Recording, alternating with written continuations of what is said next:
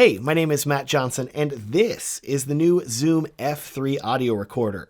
Today I want to review this recorder from the perspective of a wedding filmmaker and tell you why it is a great, ultra simple, set it and forget it audio recording option for you if you film weddings, documentaries, etc. Also, for the sake of ethics, I want you to know that this video isn't paid or sponsored by Zoom, but it does have a sponsor, and that is my friends over at Sweetwater. They were kind enough to send over this F3 for me to be able to make this review, but to be clear, they have no say in this review, and the first time they see it is also the first time you see it when it's uploaded to YouTube. Starting off, let's talk about the biggest reason you would want to consider the Zoom F3 as an audio recorder, and that reason is that this recorder is capable of recording 32-bit float audio. And in fact, it is only capable of recording 32-bit float audio. You do not have the option to record audio at any other bit rate. No 24-bit, no 16-bit, etc. If you aren't sure what 32-bit float is, I go far more in depth about this topic in my Tascam X8 audio recorder review, which also has 32-bit float audio. So I will link to that review in the corner and down below. But to summarize, imagine never having to deal with audio that is peaked and blown out or too quiet and hard to hear. That's the promise of 32-bit float audio. Anything that you record that is too quiet, you'll be able to bring up the audio levels without increasing the noise floor because the dynamic range is so good, while simultaneously, if you have anything that is too loud that would normally be peaking and blown out with any other audio recorder, you can simply click and drag down your audio levels and recover all of that missing audio. So, 32-bit float is going to be the biggest reason that I would consider upgrading to the Zoom F3. If you don't have a recorder with this capability, it's pretty impressive. Also, incidentally, speaking of the Tascam X8, which I just mentioned earlier, I have another video coming out soon that will directly compare the X8 and the F3 head-to-head, so please consider subscribing if you want to see that video. Let's now shift gears and talk about the build quality and other features of this recorder, other than that beautiful 32-bit float. The first time that you pick up the F3, you're going to be struck by just how solid and dense this recorder feels. It's pretty compact with an outer plastic shell, but it has a weight and heft to it. Like, if you're wrapping up filming a wedding and you're carrying your gear out to the parking lot and somebody tries to mug you and this is the first thing you grab, you could adequately defend yourself with it and use it as a rather effective bludgeoning weapon. Moving on, looks-wise, you can tell that Zoom took a ton of inspiration from their F6 recorder, as the F3 really feels like a cute little shrunken down version of it. I actually do feel like Zoom could have made this recorder smaller though, because whenever you look at the metal rods that they've included on the bottom that you can then use to strap the F3 to a boom pole, I can't help but wish that they'd gone with a detachable alternative. Without these metal bars, Zoom could have shaved a good 10 to 20% off the size of the F3 and made this recorder even more compact. Anyways, in terms of other mounting points, the F3 does have a standard 1/4-inch screw hole on the back to attach the recorder to a stand or cage, etc. Talking other features now, flip the F3 around on the side and you will see a USB-C input, which does support power delivery, so you can plug it into AC power or run it from a USB battery pack, which is great. It can also be used as a USB computer mic input as well. And next to the USB port, you will find one of the most incredible features that anyone that has ever used a Zoom recorder before will be frankly shocked by. Am I talking about the micro SD card slot that supports SD cards up to 1 terabyte in size? No, even though that's pretty cool. I'm talking about this little micro SD card door cover, which for basically the first time ever is not made of a super brittle, cheap plastic that is going to break immediately, and is instead made of a flexible rubberized plastic that actually feels like it's going to last longer than a week. If you don't understand why I'm so excited about a memory card door, try out any of Zoom's other recorders or talk to any of your friends that have one, and I'm betting you that they will either have a broken SD card door or a battery door on their recorder. It's like a badge of honor if you've had yours broken. That's how you know you've really broken in your recorder. Literally. Speaking of the battery door, by the way, unfortunately, this is something that still may break on the F3. Zoom! You were so close with the SD card door. Why does this battery card door have to suck? The thinness and flimsiness of this plastic battery door is only rivaled by the thinness and flimsiness of Zoom's F2 recorder.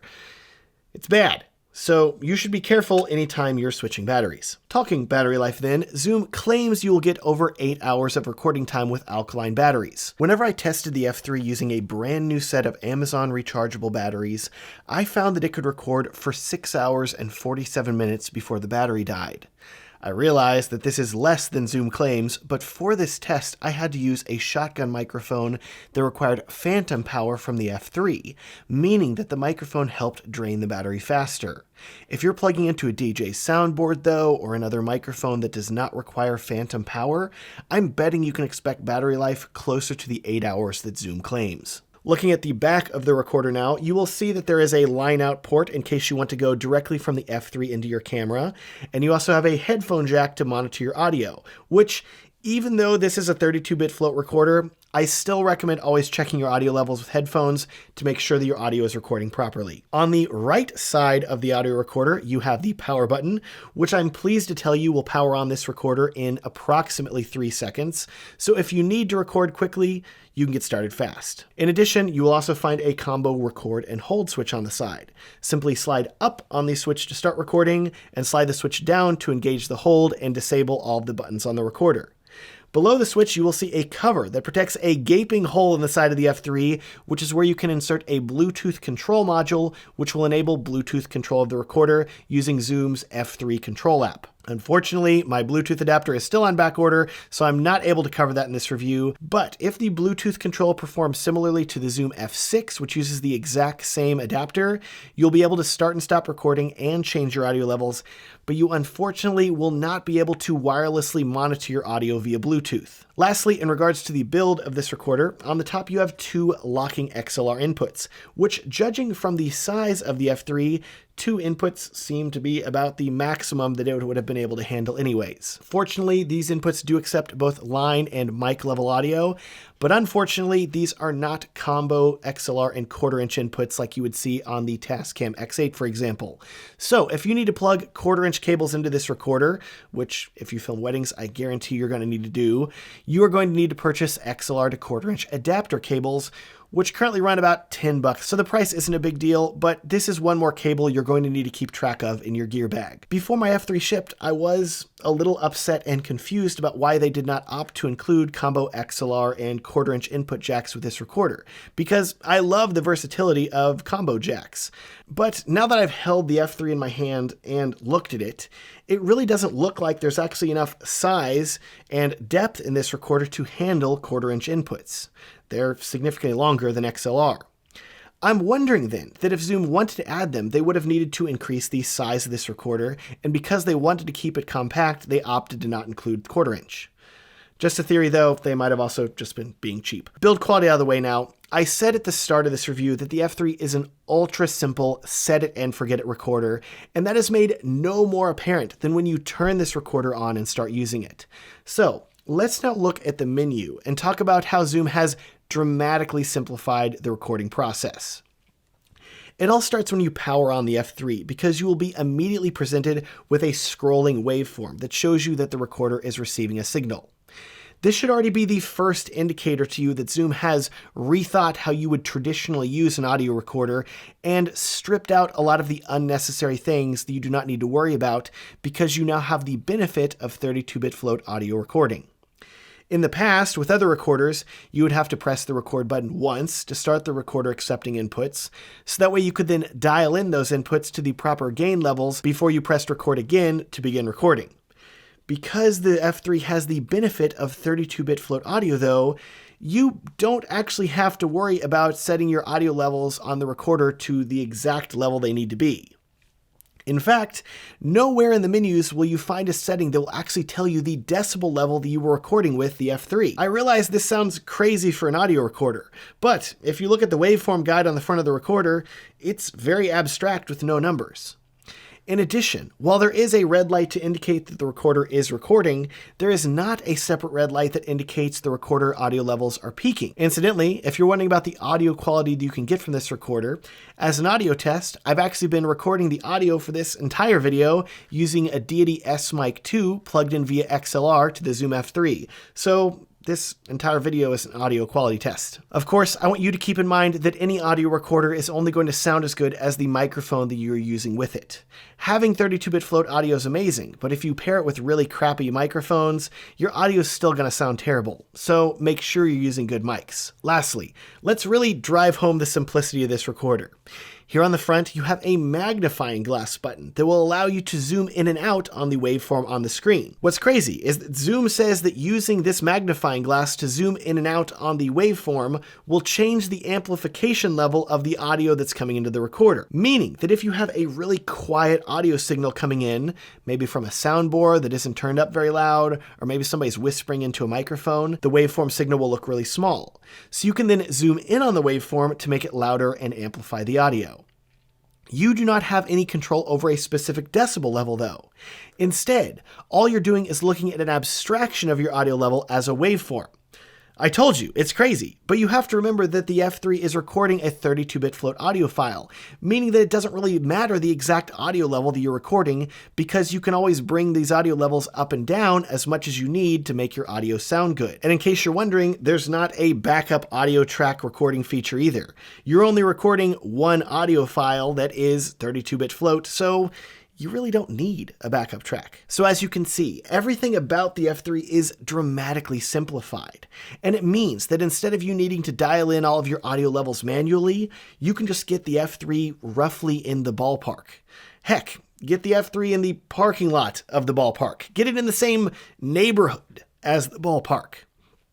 Baseball analogies aside, to record with the F3, you literally turn it on, press a few buttons to zoom in and out of the waveform until it looks good, and then slide up on the record switch and you're good.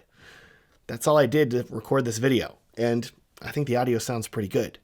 I hope it does. I gotta check whenever I'm editing. This is such a set it and forget it product, and I really do think that for especially new wedding filmmakers or filmmakers that have struggled with recording good audio because they've messed up their settings, Zoom has really made a nearly foolproof system with the F3. So should you buy it? Well, as I've already said, I think the pros are numerous for the F3. You're getting 32-bit float recording in a very compact package. Zoom has also dramatically simplified the recording process, meaning that you can get it set up and recording very quickly. I can't help but feel, though, that there are some filmmakers out there that may be turned off by the level of simplicity that the F3 gives you. Personally, as someone that's really used to seeing audio meters that are hitting a target of negative 12 decibels, which means that I know the recorder is recording at the correct level, it is a little daunting to only have an abstract waveform to look at. So if that's you, and you want more data, and you want more information about your recording than the F3 can give you, I don't think this is the recorder for you.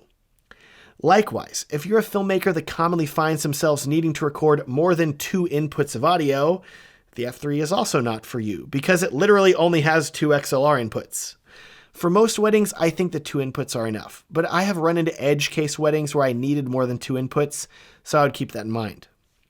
Also, if you're a filmmaker that really wants a recorder with XLR and 1/4-inch combo jacks, the F3 isn't for you either. Concrete answer for you then. If you are a new filmmaker who wants a relatively affordable and dead simple audio recorder, I think the Zoom F3 is a great choice. At only $349 at the time of making this video, this is one of the cheapest ways to get a 32-bit float audio recorder with XLR inputs, and I think that it will serve you well for many weddings. But as you gain more experience, film more weddings, and build out your kit, if you want something more advanced with more features, that's when I would look into a recorder like the Tascam X8. Speaking of the Tascam X8, by the way, I've already made a review of that recorder that I will link to in the corner and in the video description, and I am working on that other video that will be out soon that is going to directly compare the F3 and the X8. So if you're wanting an in-depth head-to-head video that breaks down the features and capabilities of both of these recorders, please consider subscribing because that video will be arriving very soon. And when it does arrive, I will link to it in the corner and down below. With that, thank you so much for watching this review of the Zoom F3, and thank you again to my friends at Sweetwater for sponsoring this video.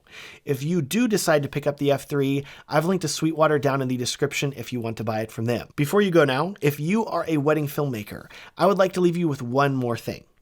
If you upload your wedding films to YouTube, which I assume that you probably do considering you're watching me on YouTube right now, I have created a guide called YouTube Tips for Wedding Filmmakers. It's completely free and it will walk you through some practical things that you can do to dramatically increase the amount of views, likes, and bookings you get from couples on YouTube.